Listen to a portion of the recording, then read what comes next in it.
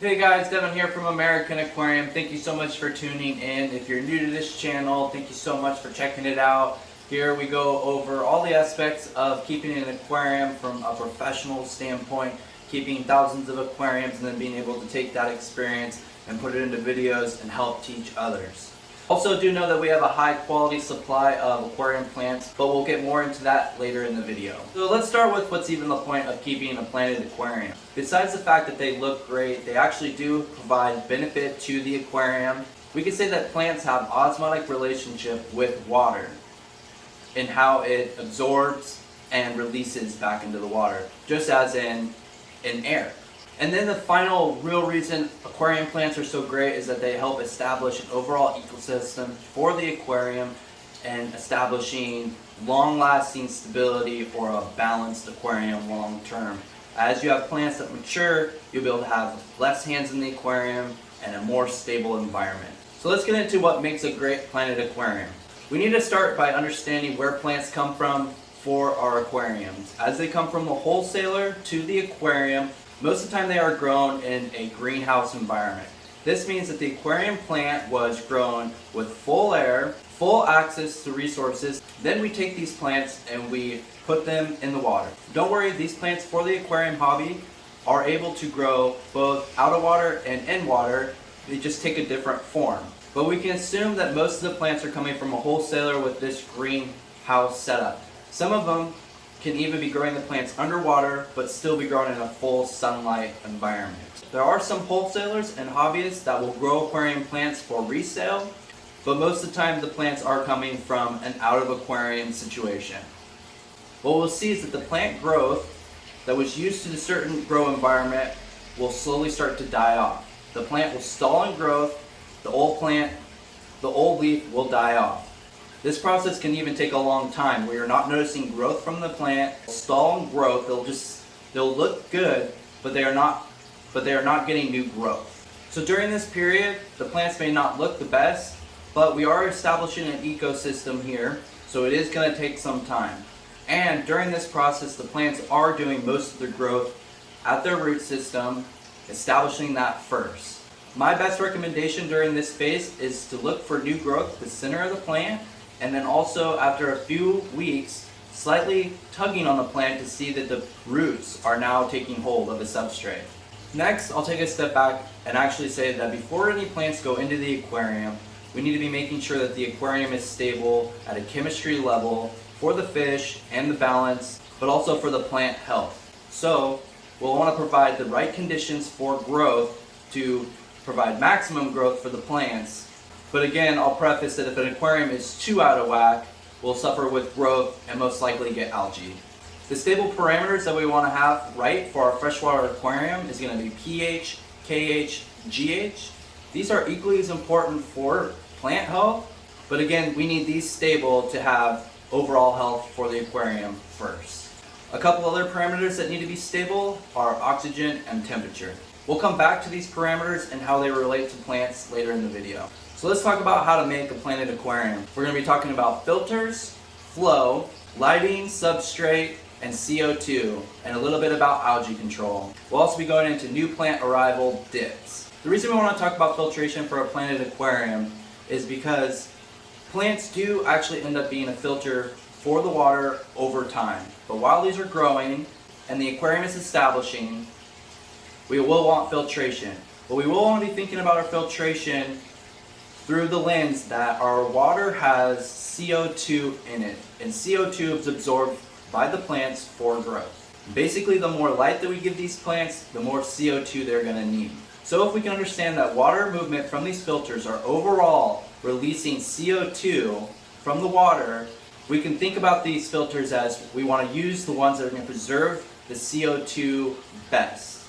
The known filters that wear away the most CO2 are wet-dry filters, hang-on-the-back filters, and even canister filters. These filters are in some way crashing the water, making that exchange with the oxygen and releasing CO2. Here at American Aquarium, we recommend using power heads with sponge filters or even sand filtration for maximum CO2 preservation. These filters plus other pumps will add up the total flow for the aquarium. So let's talk about flow. All the equipment that is creating some of the water movement needs to be considered. And for planted aquariums, we actually want more flow, which is going to keep debris off the bottom of the aquarium, in the water column, and to the filters. Consider all the filters that you have and the total flow in the aquarium. We want more is better. And if you're looking for additional circulation, look at circulation powerhead pumps. These are awesome because they provide a widespread, gentle flow instead of the directional hard flow that a powerhead pump can do. This flow also provides oxygen to the water, which is going to become more important if we're doing a planted aquarium. These resources are going to get taken up by plants when they're not doing photosynthesis. Now we're going to want more oxygen because both the fish and the plants are going to be using up this resource. And this oxygen is also an important part of the overall balanced equation of a healthy aquarium.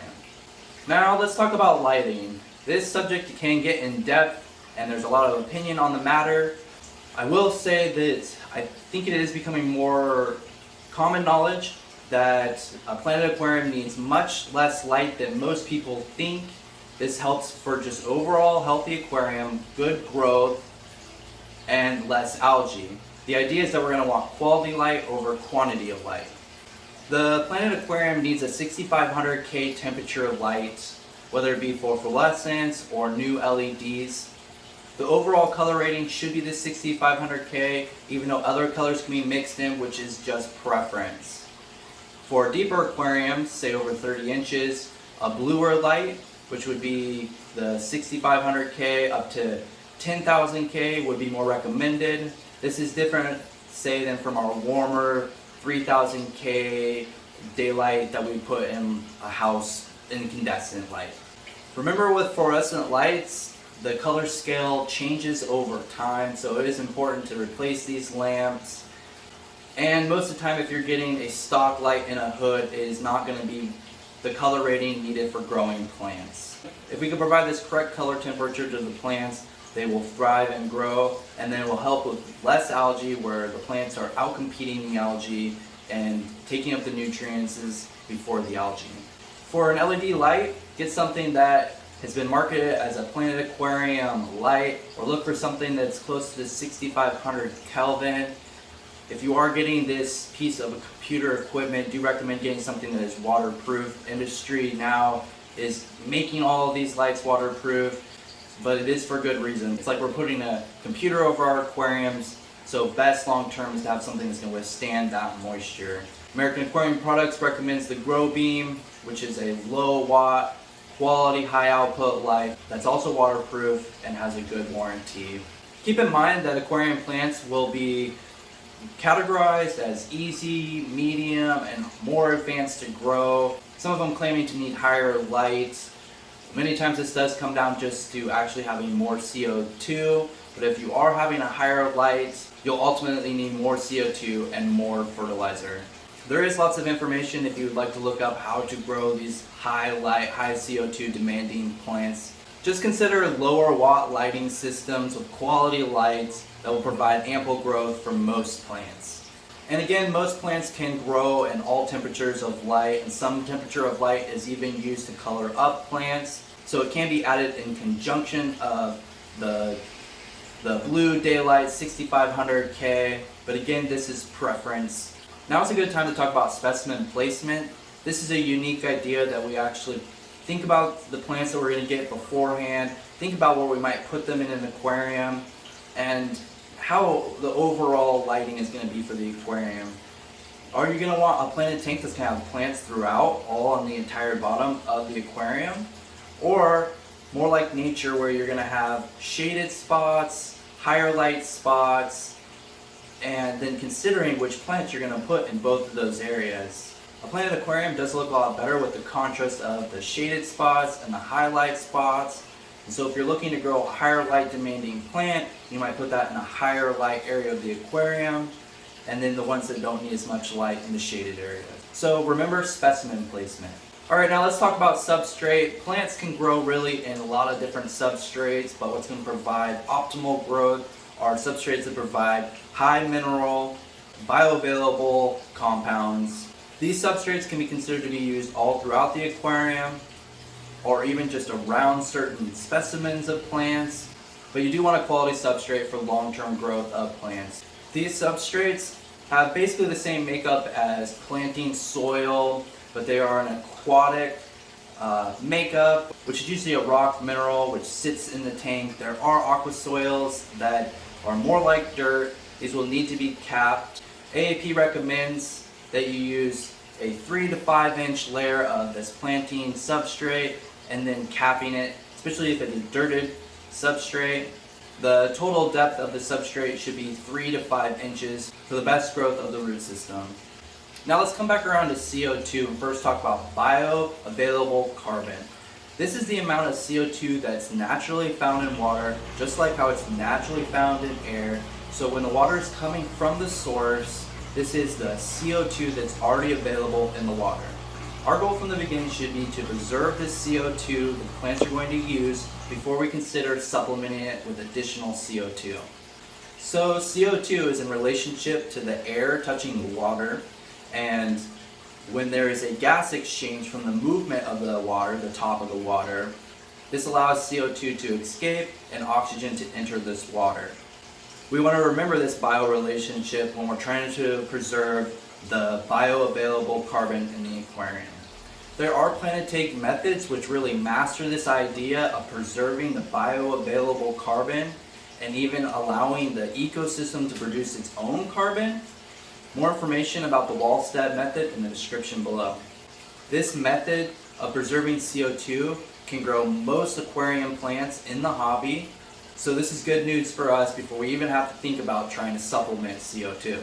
If you are thinking that your aquarium needs supplemented CO2, maybe because you have higher demanding plants or there's a greater amount of CO2 escaping because of the water movement, this can be done in a few different ways. There's a nice, easy chemical way where just adding an acid buffer and an alkaline buffer can create its own carbon. There's also a liquid method and then also an injected gas method. This liquid method is more known in the hobby now for just more algae control, and the injected method is commonly known as soda water. If you are going to use a CO2 supplement in the aquarium, you do need to monitor this process, and it is only advised to do it during the daylight hours of the aquarium. During this photosynthetic period, this is when the plants are going to use the CO2, and then at night they're going to take in oxygen. So if CO2 is still being supplemented in the aquarium and not being used, it's going to drive out the oxygen and can harm the fish or even the plants. Remember, there's going to be a relationship between how much CO2 is being used and how much oxygen is being used, and this is going to add to the overall healthy balance of the aquarium. If we're injecting too much of this CO2, it can ionically unbalance the aquarium. We have more information about this, but we can think of our aquariums as a car battery that need to be constantly charged. There's these acids in the aquarium that are going to wear away this charge, and CO2 can be one of those things that wear away. If you're looking for a simple recommendation of CO2 injection, look at the ISTA manual control, which allows you to manually turn on the CO2 and then remember to turn it off at night. There are regulator systems that are nice. Expect to pay a little bit more and do invest in a quality one so that the regulator does not blow all CO2 in the aquarium, killing most of the life. Okay, let's talk about plant fertilization. First, if we did our substrate correctly, we may not need a lot of fertilization.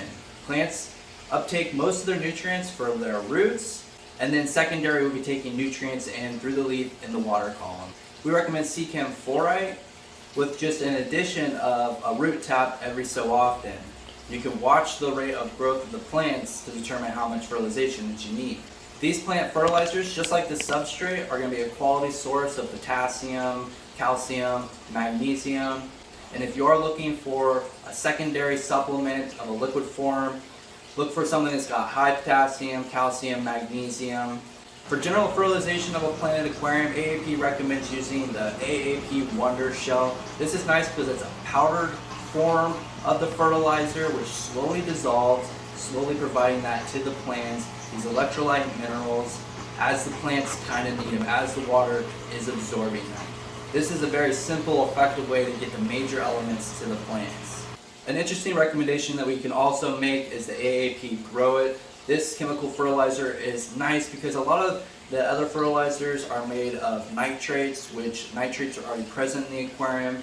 So instead of increasing these and then trying to work these out of the system, this fertilizer does not have nitrates in it, which just makes it that much better. For additional recommendations, you can also think about the all-in-one liquid fertilizers, which will have all macro and micro elements that the plants need.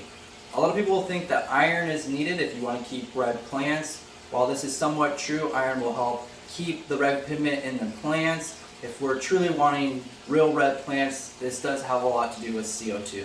Okay, here I'll talk a little bit about algae and give my opinion. There's a lot of information about how this happens and what you could be doing. I'll first say that algae, green hair algae, is usually a healthy part of the ecosystem, especially when a new tank is starting up. This is a good sign that something is evolving, and if algae can grow, we can get our plants to grow. The idea is to get our plants to grow better than the algae, have our plants use up the resources before the algae does. So in a healthy, balanced aquarium, we usually don't see algae. If you do have hair algae, consider all the possibilities. Is it a new tank? Is the tank unbalanced? Am I giving too much light in relationship to CO2 and fertilizers, or one of the three of that equation? We'll also see algae on dead or dying plant matter and places with low flow. There are certain plants in the hobby that are prone to getting algae just because they're a slower grower. So don't put too much thought into algae. If we get our plants growing right, it shouldn't be a problem. Okay, here I'm going to throw in a couple other things that we should be considering for the plant aquarium.